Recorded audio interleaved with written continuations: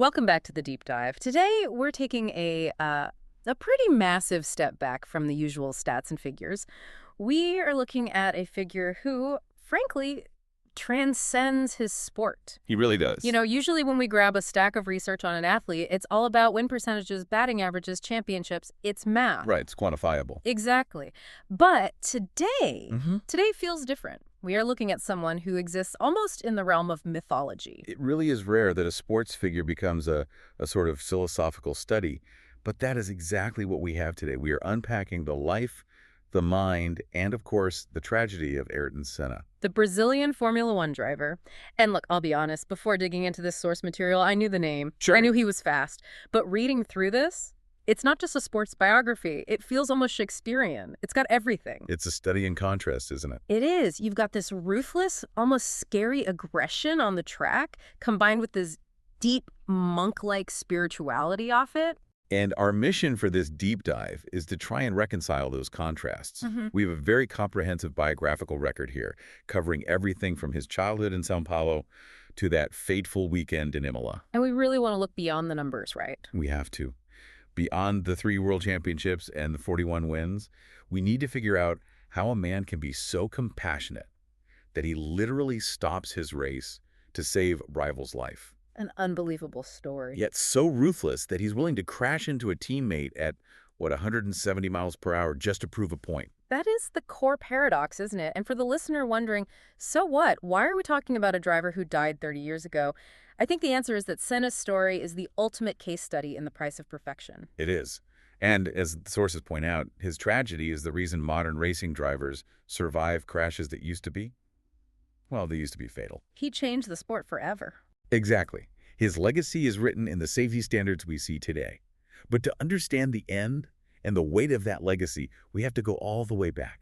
And honestly, the beginning of the story is the last thing you'd expect for a future sporting god. Yeah, let's unpack this origin story. Because when I picture a Formula One champion, I picture someone with, supernatural coordination. Right. The guy who catches a glass before it hits the floor.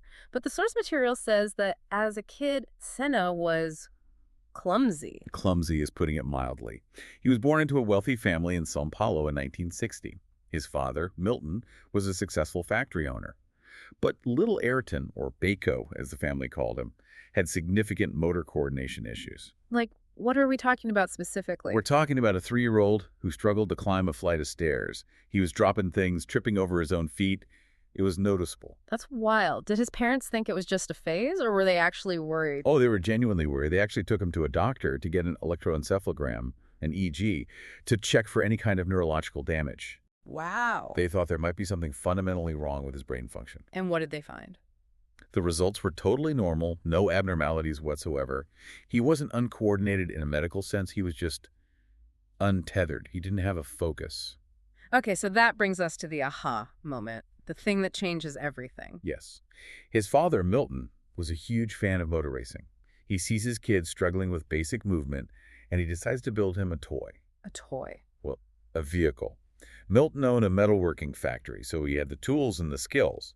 He built a tiny go-kart from scratch, and he strapped a 1-horsepower lawnmower engine to the back of it. Wait, 1 horsepower? That sounds tiny. It sounds tiny to us driving cars with hundreds of horsepower, Right. but you have to imagine you're 4 years old. Right. You're small. You're low to the ground. And you're in a metal frame with no suspension, vibrating like crazy, doing maybe 15 or 20 miles per hour. Okay, that's a good point. To a toddler, that is the speed of light. It's visceral. And the moment he sat in that seat, the clumsiness evaporated. Yes. It was instantaneous. The kid who couldn't climb stairs could suddenly judge braking distances, apexes, and friction better than most adults. It was like the machine was the missing piece of his own body. It's almost like the car was a prosthetic that completed him. That's a beautiful way to put it. Yeah. That's exactly it. And he became obsessed. But before he could take over the world, he had to deal with a bit of a branding issue. Right. His name. We know him as Ayrton Senna, but that wasn't his legal surname, was it? No, the sources mention this. His full name was Ayrton Senna da Silva. Correct. And in Brazil, da Silva is the most common surname there is. It's the equivalent of Smith or Jones. So it wouldn't stand out. Not at all. When he started looking at a career in Europe, he realized Ayrton da Silva just didn't sound like a star. It sounded like just another guy. So he dropped it? He dropped his father's name and adopted his mother's maiden name, Senna. Which is much more memorable. It was sharper, more distinct, and frankly, it sounded more European to the sponsors he was trying to impress. Right. It was a very calculated move for a young man. It shows he was already thinking about the legend he wanted to build, even then. Absolutely. So he has the name, he has the kart. He starts competing at 13. And the sources mention something really interesting here. Years later, when he's the most famous athlete on Earth, he says his favorite time in racing was, back then, in the karts. Specifically racing a guy named Terry Fullerton. Terry Fullerton, yeah. Yeah. He's the great what-if of British racing. Yeah. He never made it to Formula One, but Senna revered him. He said he was his greatest opponent, not Prost or Mansell. That's right. When asked who his greatest opponent was, and everyone expected him to say Alain Prost, Senna said, without hesitation, Terry Fullerton. Why? What was so special about karting for him? Senna called it pure racing. Pure racing. In Formula One, it's about money, politics, who has the best engineer, who has the best engine. It's so complex. In karting, the machinery is basically identical. So it's just the driver. It's just you, the steering wheel and the track. No press, no big money. He missed the simplicity of it. It tells you that at his core, he wasn't chasing the fame, he was chasing the mastery of the act of driving itself. And speaking of mastery, we have to talk about the moving nest story. Oh, yes. I read this in the notes and I actually laughed out loud because it sounds like something a fisherman would say about the one that got away, but it's true. It is absolutely true. This is the definitive Senna anecdote. It perfectly explains his genius. So set the scene for us. Okay, it's 1984. Senna's just made it to Formula One. He's driving for a team called Toleman. Now, Toleman is a small, scrappy team. You're underdogs. Huge underdogs. Yeah. They're not winning championships. They're in Dallas for the Grand Prix. And Dallas is a street circuit, right? That's important. Yes. For listeners who don't follow racing, a street circuit means they literally close off public roads and race on them. They line the track with heavy concrete blocks. No runoff area. None. There's no grass to run onto if you make a mistake. You hit the concrete, you break the car. End of story. Okay, so high stakes. Extremely. So Senna is driving, pushing this little Toleman car to its absolute limit. And then, bang, he clips the wall. The suspension snaps, wheel is crooked, he's out of the race. And he's not happy. He comes back to the garage, and he is fuming. His engineer is Pat Simons, a guy who has seen it all. Senna looks him in the eye and says, the wall moved. I mean, if I'm Pat Simons, I'm thinking, okay, kid, sure. The concrete block got up and walked. That was exactly Simon's reaction. He thought it was just a driver's ego, refusing to admit he made a mistake. But Senna wouldn't let it go. He was so incredibly adamant that the block had shifted. So Simons just brushed it off. He did it first, but Senna was so insistent. So after the race, Simons is curious. He walks out to the spot on the track where Senna crashed. Yeah. And his jaw hits the floor. Senna was right. You're kidding me. Someone else had clipped the far end of that concrete block earlier in the race. It hadn't moved in the sense of sliding across the road, but it had pivoted. The leading edge of the block was sticking out by about 4 millimeters. 4 millimeters. That's like the thickness of 2 credit cards. Exactly. And that's the point. This was before telemetry, before all the data we have now. Senna was driving with such ridiculous precision that he was placing his tire literally on the millimeter edge of the available space. He knew the track down to the millimeter. And when that space changed by 4 millimeters, he hit it. He noticed a change in the geometry of the world that was invisible to the naked eye while moving at 100 miles per hour. That's not driving. That's being plugged into the matrix. It really is. It's spatial awareness on a level that normal humans just don't possess. And that technical genius is what allowed him to take that mediocre Toleman car and do things that shouldn't have been possible. Which brings us to Monaco. Yes, the arrival. The Rainmaster. I feel like every sports movie has a scene like this. The underdog, the bad weather, the impossible comeback. This was Monaco 1984. And Monaco is the hardest track in the world. It's tight, twisty, incredibly dangerous. And on this day, it was raining so hard, it was basically a monsoon. Okay, explain why rain matters so much. I mean, obviously it's slippery, but why does it change the pecking order so drastically? It's a great question. In the dry, the car with the most horsepower usually wins. You just plant your foot and go. The engine's power can be put down on the road. But in the rain? In the rain, you can't use all that power. If you floor it, you just spin your wheels. It becomes about feel. It becomes about finding grip where there seems to be none. It neutralizes the advantage of the big engines and puts the focus entirely on the driver's sensitivity. So it levels the playing field. Perfectly. Yeah. And that's where Senna was a magician. He qualified 13th because his car was just slow in the dry. Middle of the pack. But in the rain, he was something else. He started passing people like they were standing still. He passed Niki Lauda, a legend, a world champion. Well, He was catching the race leader, Alain Prost, by 3 or 4 seconds per lap. pause there. 4 seconds a lap. In racing terms, isn't that an eternity? It's a lifetime. Usually, drivers fight for tenths of a second. Gaining 4 seconds a lap is like Usain Bolt racing against high schoolers. It's unheard of. He was hunting Prost down. But he didn't win, right? Unfortunately, no. The officials red flagged the race and stopped it early because the rain was getting too dangerous, just as Senna was about to take the lead. So he didn't get the trophy. He didn't get the trophy, but he won the argument. Everyone in the paddock looked at that performance and knew, okay, this kid is the future. He had arrived. And that future led him to the Lotus team, where he developed this reputation as the qualifying king. The sources talk about his flying laps, what was so special about his qualifying. So this is the mid-'80s. This is the era of the turbo monsters. These cars had tiny 1.5-liter engines, which sounds small, but they had massive turbochargers bolted onto them. So they were powerful. Unbelievably powerful. In qualifying trim, they could crank up the boost and produce over 1,200 horsepower. 1,200 horsepower with 1980s tires and no electronics. That sounds terrifying. Correct. No traction control, no ABS brakes, a manual gear stick. It was like trying to ride a rocket. And the engines were peaky. What do you mean by peaky? You'd put your foot down, and nothing would happen for a second or two. You'd wait for the turbo to spin up, and then wham, all 1,200 horsepower arrives at once. It was violent. And Senna mastered this violence. He did. He racked up 65 pole positions in his career, which was a record for a long time. He would go into this sort of trance state during qualifying where he would just disconnect his brain from fear and drive purely on instinct.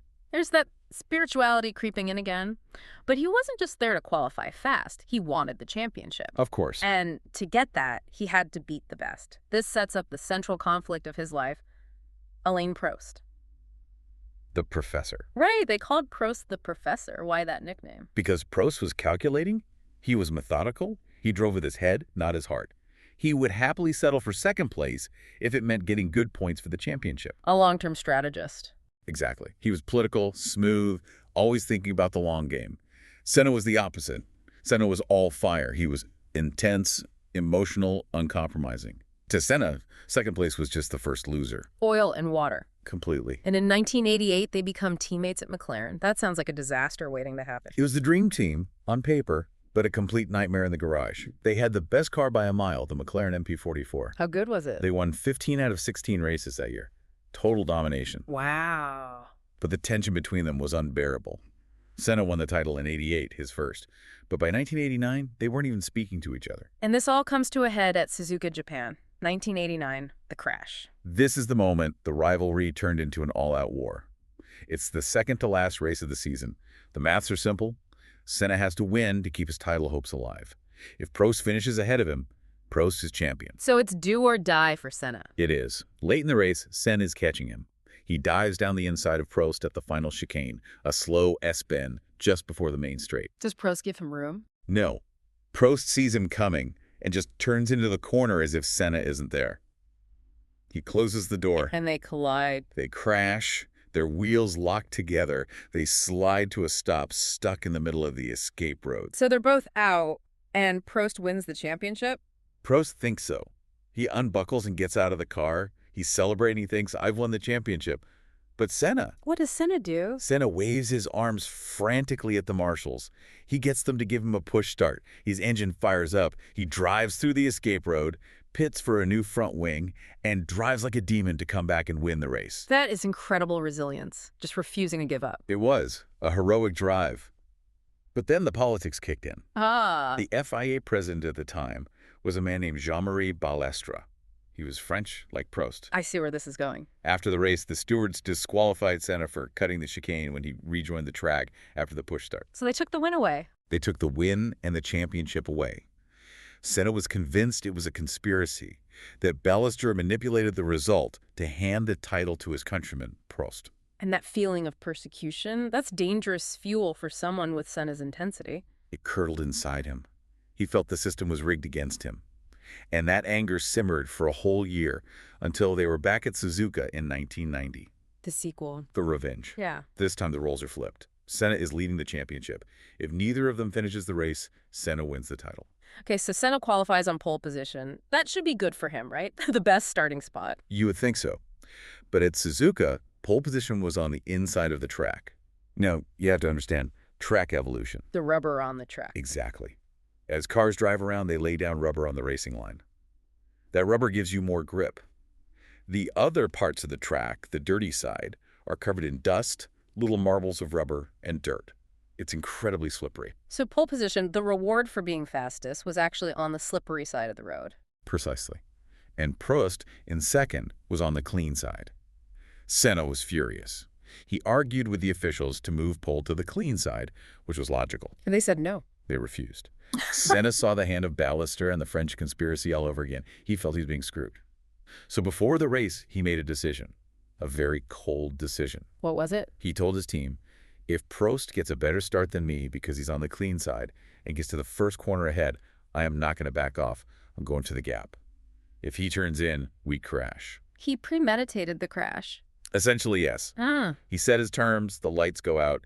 Prost, on the clean side, gets a perfect start and shoots ahead. He enters the first corner in the lead. And Senna? Senna is right behind him. He has the inside line, but he's going way too fast to make the corner. He doesn't lift his foot from the accelerator, not even a little. He drives straight into the back of Prost's Ferrari at 160, 170 miles per hour. Good Lord. Both cars go flying into the gravel trap. It's just a huge cloud of dust and debris. It's chaos. But when the dust settles, both cars are destroyed. The race is over for both of them. And Senna is the world champion. Senna is the world champion. That's dark. I mean, we talk about the will to win, but that's putting another human being's life at risk to win a trophy. It is. And it's the biggest stain on his legacy, no question. Later, the great Jackie Stewart, who was obsessed with safety, interviewed Senna. He confronted him about it. He said, how could you do that? You hit him on purpose. And this is where we get the famous quote, right? Yes.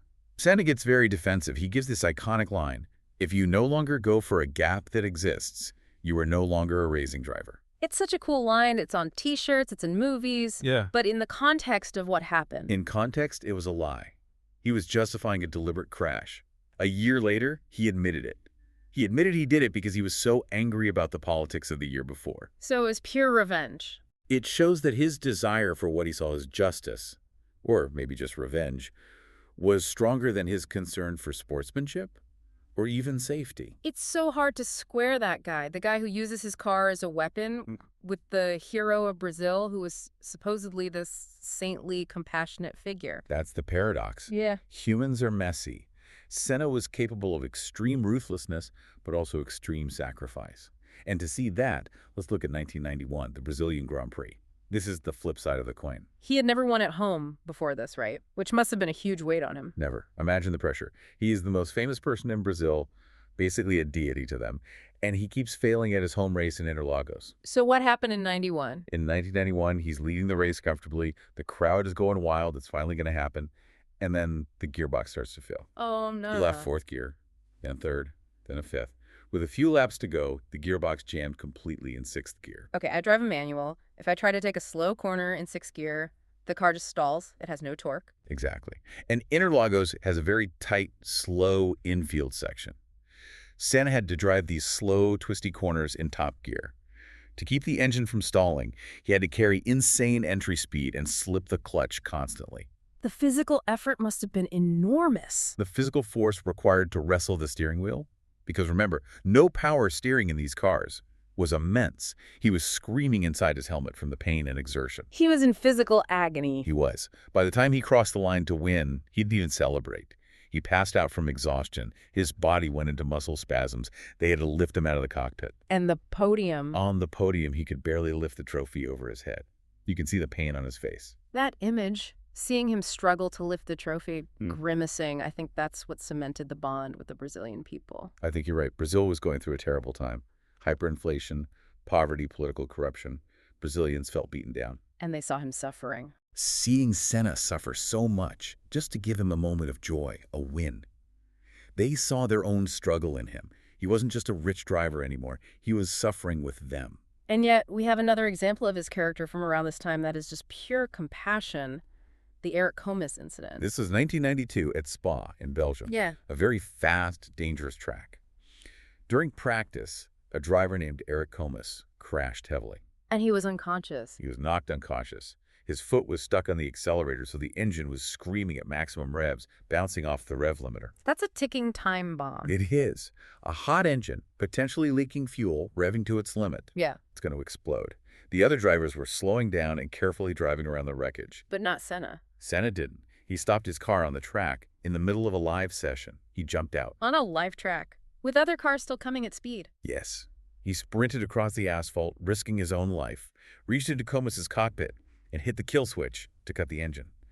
Then he held Comus's neck stable until the doctors arrived. He probably saved his life. He absolutely saved his life. An explosion was imminent. So this is the same guy who ran Prost off the road 2 years earlier. It's so hard to reconcile. It's the very same. Senna compartmentalized.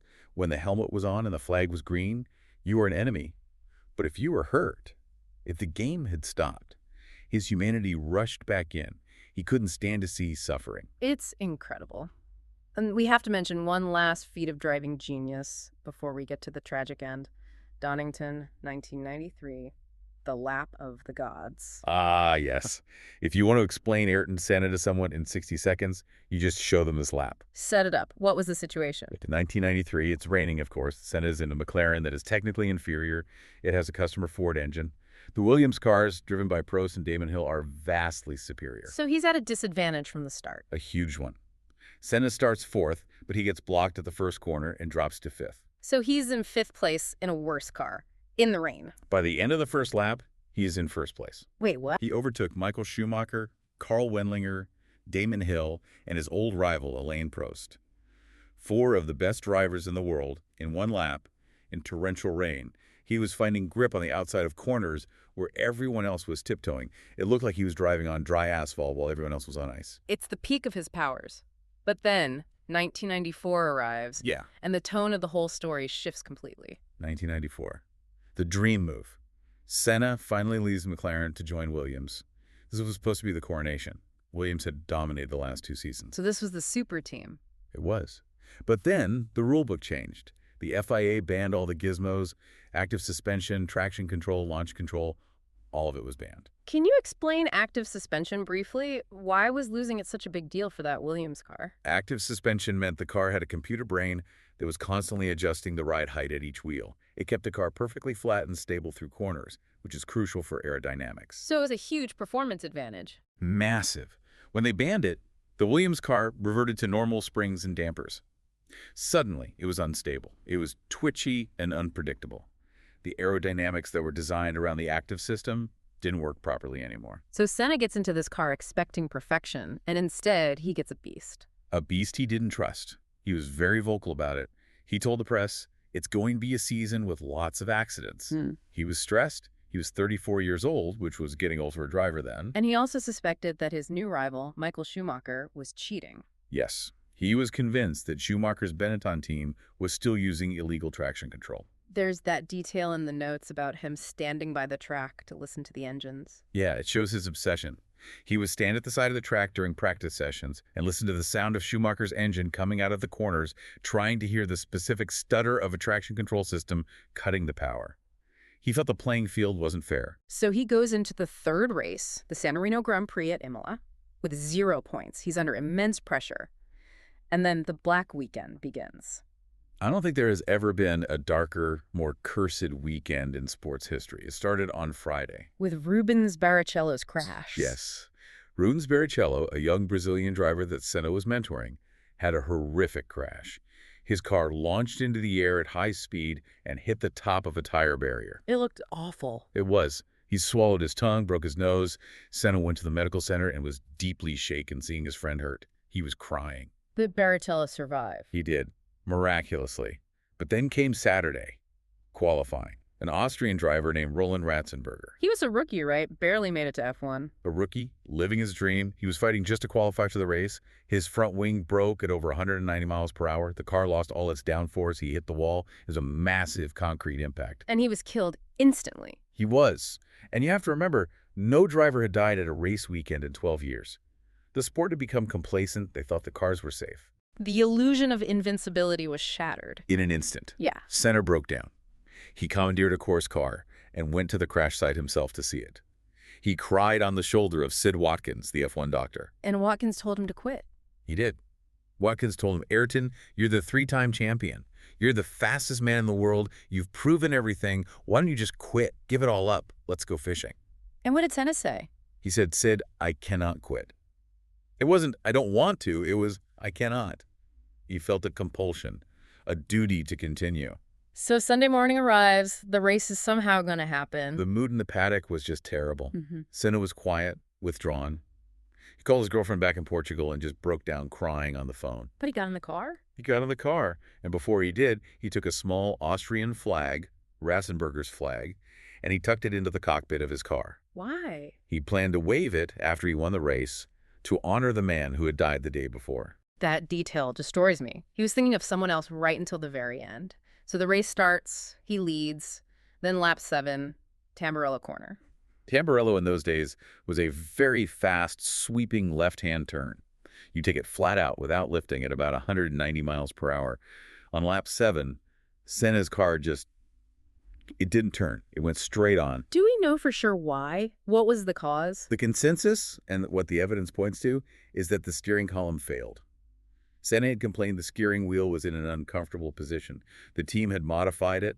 They cut the column and welded in an extension to move the wheel. And that weld likely snapped. It likely snapped under the incredible forces of going through that corner. He had no control. He braked hard, but it's too late. He hit the concrete wall at a shallow angle, but at immense speed. And just like that, it was over. The front suspension arm broke off on impact and pierced his helmet. It was a freak, tragic injury, but a fatal one. The greatest driver of his generation was gone. The reaction in Brazil, I've seen the footage. It doesn't look like a sports funeral. It looks like a head of state has died. It was bigger than a head of state. Brazil declared 3 days of national mourning. When the plane landed with his coffin, it was escorted by fighter jets, like a president. And the funeral procession. The procession in Sao Paulo. Over 3 million people lined the streets. The entire city just stopped. People were weeping openly in the streets. It was like a piece of the country's soul had been ripped out. And this is the crucial part of the so what for our deep dive. His death wasn't just a tragedy. It was a catalyst. It forced a change. It changed everything. Before Imola '94, F1 was complacent about safety. Senna's death was a wake-up call that shook the entire sport to its core. The FIA, led by Max Mosley and with the full support of the drivers, started a safety revolution. What specifically changed? What were the big things? Everything. They immediately redesigned the tracks. Tamburello, the corner where he died, was changed from a fast, dangerous curve to a slow chicane. They raised the cockpit signs to give drivers more head protection. And, maybe most crucially, they mandated the Hand-S device. The Hand-S device, that's the thing that goes around their necks. Yes. The head and neck support device. It tethers the driver's helmet to their shoulders. Before, when you had a massive frontal crash, your body was strapped in tight, but your head would fly forward with huge force. Causing a basal skull fracture. Exactly. That's what killed Ratzenberger. The Hans device stops that from happening. It has saved dozens and dozens of lives since it was introduced. So when we see a guy like Lewis Hamilton or Max Verstappen have a massive crash today and just walk away, that's Senna's legacy in action. Directly. For 21 years after Senna died, there wasn't a single driver fatality at a Grand Prix weekend. Jules Bianchi tragically died from injuries in 2015, but that 2-decade period of unprecedented safety was bought with Senna's life. And off the track, there's the Institute. This is the final piece of his legacy. This is the final piece of the puzzle, and it speaks volumes about the man. After he died, his sister Viviane opened his safe. She found records showing he had personally and secretly donated millions and millions of his own dollars to children's charities in Brazil. He kept it totally secret. Completely secret.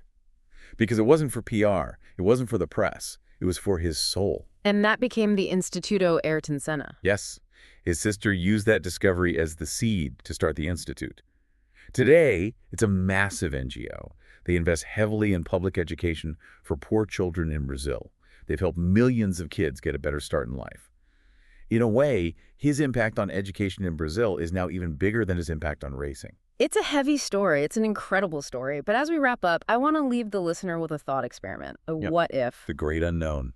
Senna was 34. He was fit. He was incredibly driven. If that steering column hadn't snapped, if he had made it through that corner, He likely would have won the title in '94 once they sorted that Williams car out, and maybe in '95 as well. Michael Schumacher ended up with 7 world titles. Would he have reached that number if he had to fight a prime Senna for the next 5 years? I really doubt it. We were robbed of what would have been the greatest rivalry of all time. The old master Senna versus the young lion Schumacher. Or, here's the darker question. Was it inevitable? With his refusal to compromise, his go-for-the-gap mentality, the raw danger of the cars back then, was he always living on borrowed time? And that is the question that haunts every fan. Was his greatness inseparable from the danger? I think in the end, Senna lived at the absolute limit, and tragically he died at it. But he proved that a life lived at 200 miles an hour can touch millions of people who are standing still. A figure of mythology indeed. Thanks for taking this deep dive with us. Drive safe, everyone. We'll catch you in the next one.